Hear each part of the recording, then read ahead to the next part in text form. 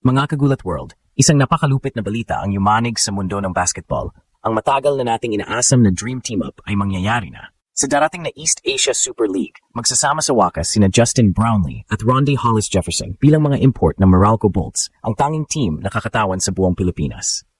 Grabe mga kagulat world, isipin nyo, dalawang pinakamalupit na import sa kasaysayan ng PBA na magka-rival pa dati, ngayon ay magsasanib puwersa na para ipaglaban ang ating bandera sa international stage. Si Brownlee, 6 na beses ng kampiyon sa PBA, may SEA Games at Asiad Gold Medals pabilang Gilas Hero.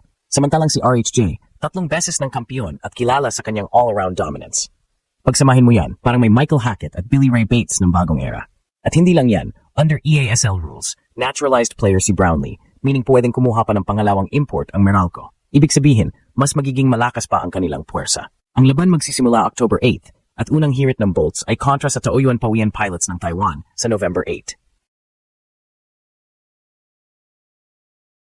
Group B din sila kasama ang Ryukyu Golden Kings ng Japan at Macau Black Bears. Mga kagulat world, hindi lang ito tungkol sa Meralco. Ito ay laban ng buong Pilipinas kontra Asia.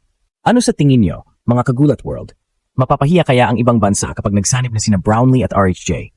Nakakagulat ang mga balita mula sa Japan. Kai Sotto, ang pambato ng Pilipinas, ay nakataktang bumalik sa aksyon ngayong Oktubre para sa kanyang team na Koshigaya Alphas sa B-League Division 1. Matagal nang hinihintay ng mga Pinoy fans ang kanyang pagbabalik matapos ang matinding injury na dumaan sa kanya. At ngayon ay muling binubuhay ni Kai ang pag-asa na maipakita ang kanyang bagong anyo sa international stage. Hindi lang basta comeback ito. Ito ay isang pagbabalik na may dalang mas malakas na katawan, mas matibay na pundasyon, at mas modernong galawan na pang-NBA ang dating. Sa mga recent training videos at workout updates na inilabas, makikitang dumaan si Kai sa matinding physical transformation. Mas defined ang kanyang muscles, mas compact ang katawan, at mas explosive ang mga galaw niya. Kung dati ay binabansagan siyang payat na big man, ngayon ay kitang-kita ang kanyang pagiging halimaw sa katawan. Isang bagay na nagpapaalala sa mga Pinoy fans ng mga dominanting NBA centers gaya ni na Shaquille O'Neal at Giannis Antetokounmpo. Ngunit kahit pa dumagdag ang kanyang lakas at laki, nananatili pa rin ang kanyang pangunahing asset, pagiging modern big man. Sa modernong basketball, hindi sapat na malaki at malakas lang ang isang sentro. Kailangan may kasamang mobility, shooting, at playmaking ability. At dito pumapasok ang kakaibang value ni Kai Sotto. Kahit mas lumaki ang kanyang katawan, hindi nawala ang kanyang soft touch sa perimeter, ang kanyang kakayahang pumasa mula sa high post, at ang kanyang teaming bilang rim protector. Ito ang nagtatangi sa kanya kumpara sa traditional na centers, ang kakayahang sumabay sa mabilis na laro ng modernong basketball. Bukod pa rito, malaking bagay ang teaming ng kanyang pagbabalik. Papasok siya sa B-League season ng Oktubre, sakto para makabalik sa kompetisyon, mag-ipon ng playing minutes, at masubukan ang kanyang bagong physicality laban sa world-class imports at Japanese stars. Para kay Kai, hindi lang ito simpleng comeback game. Ito ay career checkpoint para patunayan sa mga NBA scouts at international basketball community na siya ay handa na para sa mas mataas na level ng kompetisyon. Sa Gilas Pilipinas context naman, mas lalong nagiging exciting ang kanyang sitwasyon. Habang papalapit ang mga susunod na international windows at major tournaments, ang pagkakaroon ng mas malakas, mas kumpleto at mas modernong Kai Sotto ay magbibigay ng dagdag na armas para sa national team. Kung magpapatuloy ang kanyang growth sa Japan, hindi malayong maging centerpiece siya ng Gilas frontline sa mga susunod na taon. Kasama ang mga malakas na bigs tulad ni na AJ Edu, Junmar Fajardo at Quentin Malora Brown. Ang tanong ngayon, gaano kabilis makaka-adjust si Kai sa bagong katawan niya? At handa ba siyang iangat ang kanyang laro para sabayan ang pangarap ng milyon-milyong Pinoy na makita siyang maging unang homegrown Filipino player sa NBA? Kung pagbabatayan ang mga recent updates, masasabing nasa pinaka-critical na yugto ngayon ng career ni Kai Sotto. Matapos ang ilang buwan ng pahinga at recovery, tuloy na ang kanyang comeback na target ngayong kalagitnaan ng Oktubre para sa Koshigaya Alphas sa Japan B-League. Pero higit pa sa pagbabalik, ang pinaka-nakakagulat ay ang transformation ng kanyang katawan mula sa payat at lanky na big man tungo sa isang malahalimaw na frame na kayang sumabay sa mga higanteng atleta ng NBA at international stage. Sa kanyang Instagram posts at mga leaked training clips, makikita na hindi lamang lumaki ang muscle mass ni Kai, kundi mas naging defined ang kanyang upper body at mas explosive ang lower body strength. Ayon sa mga conditioning coaches, mahalaga ito dahil hindi sapat ang tangkad at shooting ability sa modern basketball. Kailangan din ng physicality para mabuhay sa paint at makipagsabayan sa mga elite centers ng mundo. Gayunpaman, kahit na mas naging powerful ang katawan ni Kai, hindi nawala ang kanyang modern big man skill set. Nandoon pa rin ang kanyang natural shooting touch mula sa mid-range at beyond the arc, kasama ang soft hands para sa pick-and-roll finish at passing vision sa high post. Kung tutuusin, ito ang dahilan kung bakit excited ang mga scouts. Dahil bihira ang 7'3" player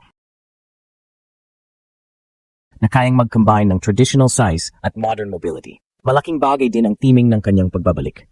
Sa parehong buwan ng Oktubre, magsisimula ang bagong season ng B-League at dito susubukan ni Kai ipakita na kaya niyang maging consistent double-double player at defensive anchor ng Alphas. Ang focus ngayon ng kanyang kampo ay hindi lamang para magbalik sa dating laro, kundi para itulak ang kanyang NBA dream muli. Tandaan, kahit nakaranas siya ng pagkakakat sa Summer League at ilang beses na hindi napili sa NBA draft, nananatiling bukas ang pinto basta't makakapagpakita siya ng level up na laro. Bukod sa personal niyang karera, malaking epekto rin nito sa Gilas Pilipinas. Dahil kung makabalik si Kai sa kanyang prime form at mas malakas na katawan, magiging mas matatag ang frontline ng national team.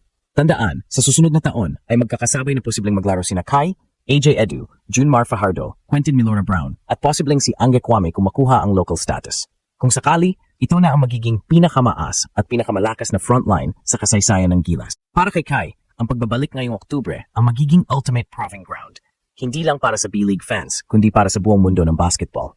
Ang tanong, sapat ba ang kanyang transformation para tuluyan siyang makapasok sa elite level o magiging isa lang itong hakbang sa mas mahabang journey?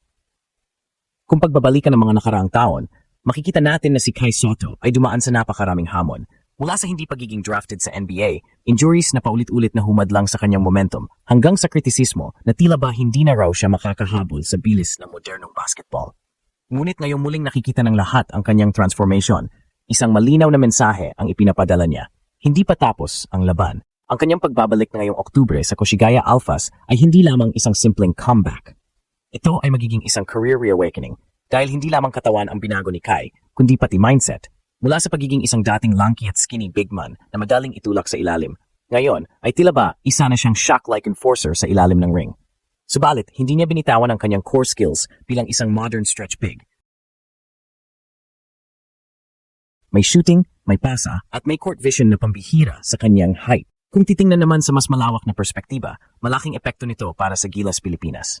Sa pagkakataong siya ay 100% healthy at nasa peak condition, magiging pundasyon siya ng pinakamalakas na frontline na maaring mabuo ng bansa, kasama sina AJ Edu, Junmar Fajardo, Quentin Milora Brown, at posibleng naturalization ni Angge Kwame.